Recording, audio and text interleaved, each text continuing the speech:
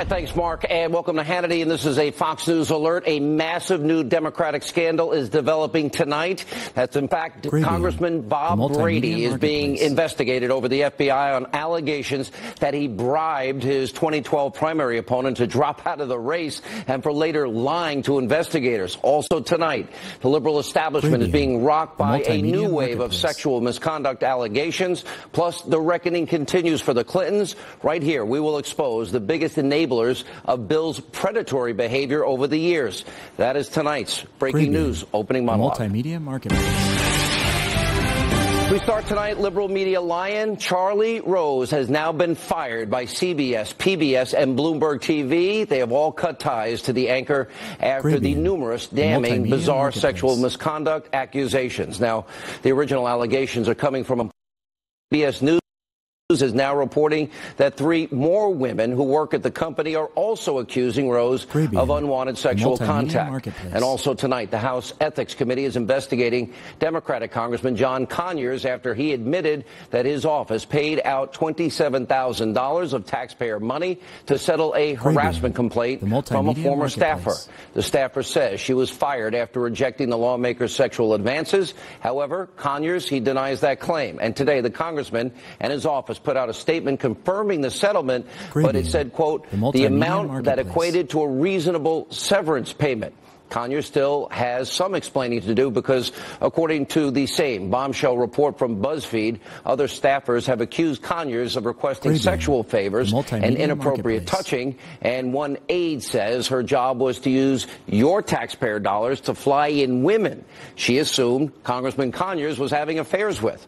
And BuzzFeed is also reporting tonight that a new accuser is speaking out about Conyers, saying that she faced daily sexual harassment from the Democratic congressman that included unwanted touching.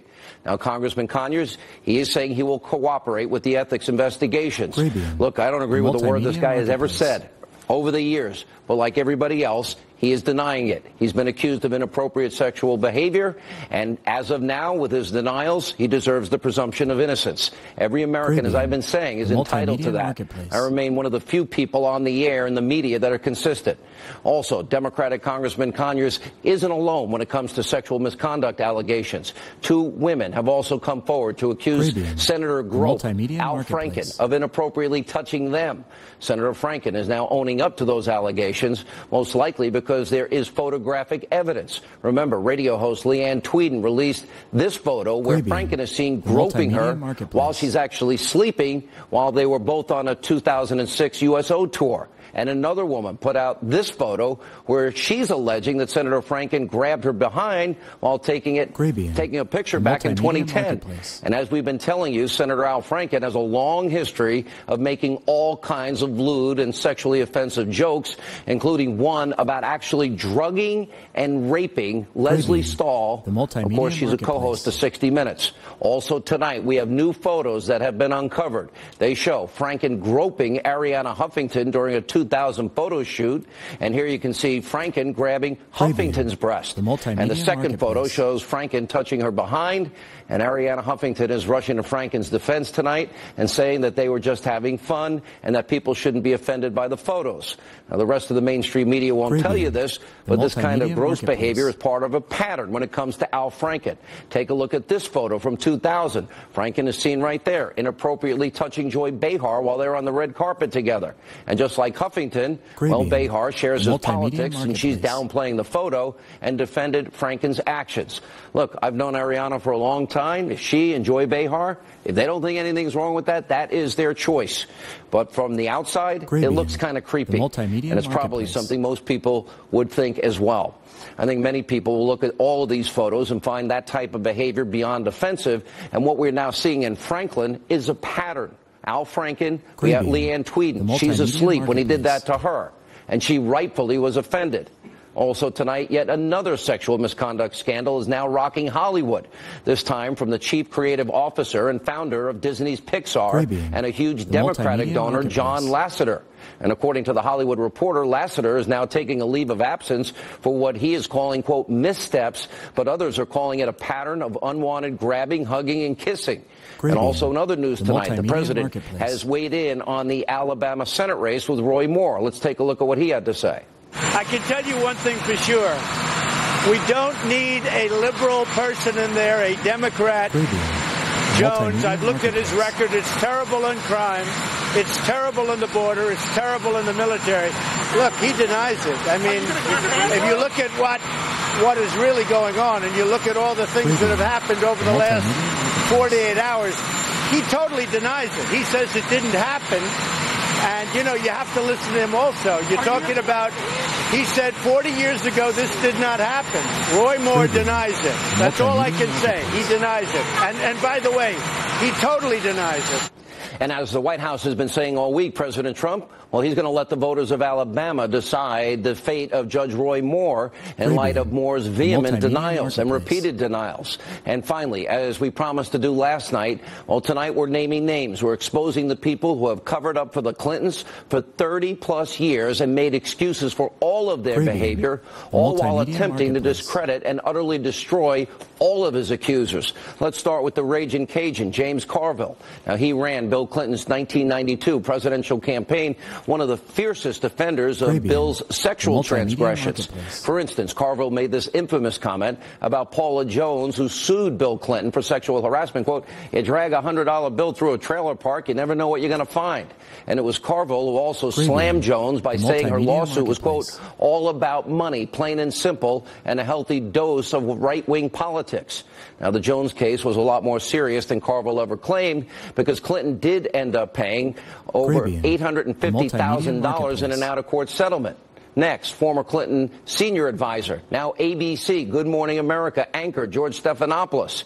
Stephanopoulos, he wrote in his memoir that in 1991, Hillary Clinton said, "We have to destroy her," when describing one of Bill's accusers. He also helped oversee the Clinton campaign war room, all in order to deal with what some on the campaign were referring to as bimbo eruptions.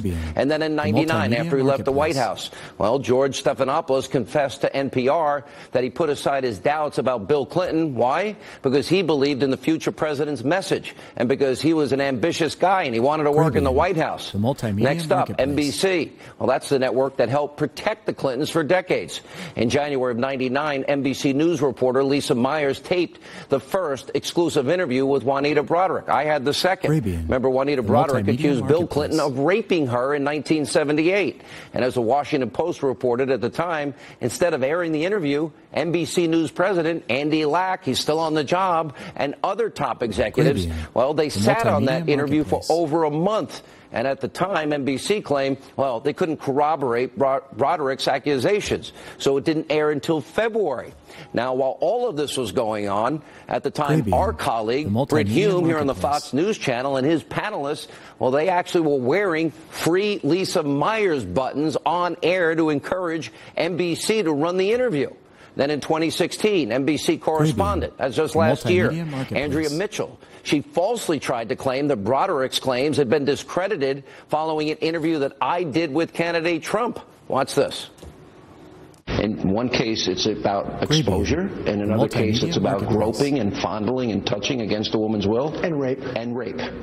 Donald Trump using that word unprompted during an interview last night with Fox News' Sean Hannity, bringing up a discredited and long-denied accusation against former President Bill Clinton, dating back to 1978 when he was Arkansas Attorney General. Wrong again. NBC was so offended by that, they later edited the online version of that clip to remove Andrea Mitchell using the word discredited. Now, the New York Times also jumped in to attack Clinton's accuser. Now, check out this headline from an op-ed. New York Times, Monica, the marketer, changes history script. That piece goes on to mock all the ways that Monica Lewinsky in the future would be able to capitalize from her affair with Bill Clinton.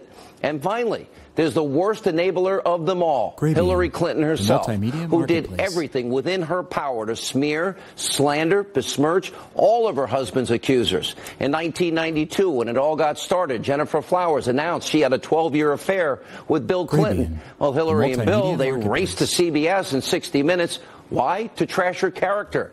And then later, Hillary attempted to smear Flowers when telling Vanity Fair, quote, well, if we'd been in front of a jury, I'd say, Miss Flowers, isn't it true that you were asked by the AP in June of 1990 and you said no? Weren't you asked by the Arkansas Democrat and you said no? I mean, I would crucify her. Wow. Now, Bill, of course, later ended up testifying under oath. Yes, Jennifer told the truth. He did have a sexual relationship with Jennifer Flowers. And in the case of Monica Lewinsky, well, Hillary's friend, Diane Blair, wrote in her journal that Hillary called the young White House intern, she's in her young 20s, a narcissistic Looney Tune. And then there's Kathleen Willey, who accused Bill Clinton of groping and grabbing and fondling and touching and kissing her against her will. Well, she later said that Hillary enabled Bill's horrific behavior. Juanita Broderick said that Hillary Clinton tried to intimidate her after she was allegedly raped by Bill Clinton. And we can't forget how Hillary Clinton blamed all of this, all of it. They're all in a vast right-wing conspiracy. Remember this.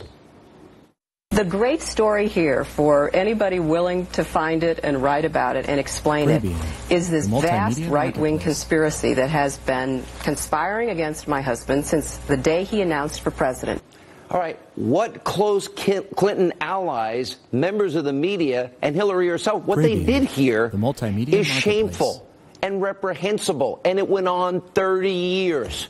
30 years they protected Bill Clinton, a sexual predator, and they helped cover up and make excuses for all of his actions. We got a busy news night tonight. Joining us now with reaction.